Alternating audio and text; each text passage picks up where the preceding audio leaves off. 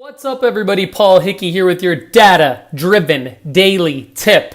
I am pumped today to talk to you about how to launch a website on a platform called Cloudflare. Now, we've talked a lot before about how to launch websites. Basically, you've got your web host, you've got your domain name, and you've got your DNS host. Now, a lot of times you'll have your domain name and your DNS will be part of the same host, meaning let's use GoDaddy as an example. A lot of people register their domain name through GoDaddy. Another common domain name registrar that's owned by, that's like affiliated with web.com is called Network Solutions. Networksolutions.com is another common one. There's dozens and dozens and probably hundreds of them out there. So a good way to check out who your domain is registered through, or who any domain is registered through, is you can go to who.is. That's who.is in your internet browser. But I digress. You have your domain host, you have your DNS, which is your domain name servers, and then you have your web host. So when your domain name and your DNS are hosted in the same place, it's very, very simple to launch a website. You basically log in to your domain name host, which is the same as your domain name server host, DNS, and you change what's called the A record. You take an A record that is pointing to one IP address, which is a number, and then you take the new IP address for your new website, and you take that number and you put it in as the A record of your domain name.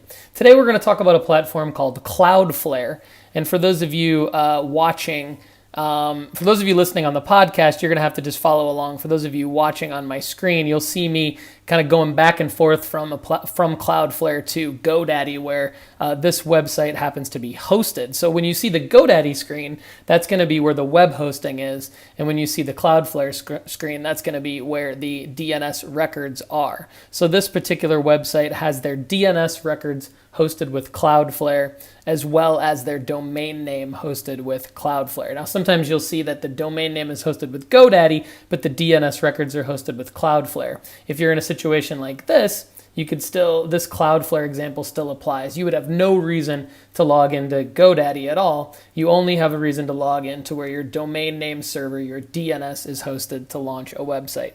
So let's get right into it. For those of you watching on my screen, you can see that there is the A record in Cloudflare. You can see this is the IP address that I need to change it to. So I'm going to go ahead and do that. I did that right now. Cloudflare automatically saves it. And then what you need to do is make the domain, the primary domain of the .com or .org or whatever, the primary domain.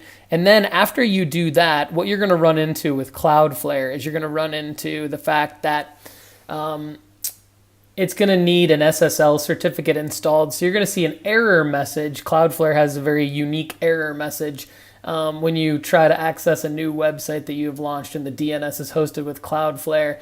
You will likely see some kind of a three icons in the middle of a white screen that say something like Cloudflare cannot connect, okay? And so you have to read what the error is, and 9 times out of 10 it's going to be related to maybe an SSL certificate needs to be installed now on the new website. So what you'll see is there's if you're installing an SSL from GoDaddy, you'll see that you'll have to create what's called a TXT record in Cloudflare. So if you're looking at my screen right now, you'll see that there is the TXT record. GoDaddy will give you a value. Once you install SSL with GoDaddy, which is a very simple process, you go ahead and create the TXT record, and voila, you've got the website will launch. In my experience, you'll start seeing it, even though DNS may take up to 48 hours to propagate. In my experience with Cloudflare, it's been less than 5 minutes. Not the biggest fan of a situation where DNS records are hosted somewhere else outside the domain name host. But in this case, because Cloudflare offers a lot of other services that businesses are interested in, we've run into a lot of situations where businesses find that their domain is hosted maybe with GoDaddy or Network Solutions, but their DNS is with Cloudflare. And that's why I thought this would be a relevant, data-driven daily tip for you all today. This has been your data-driven daily tip. For more free digital marketing tips, go to dataoveropinions.com. Thanks for listening on the podcast at datadrivenpodcast.com. Thanks for checking out the Alexa Flash Briefing at datadrivendaily.com and subscribing on YouTube at youtube.com/Paul Hickey.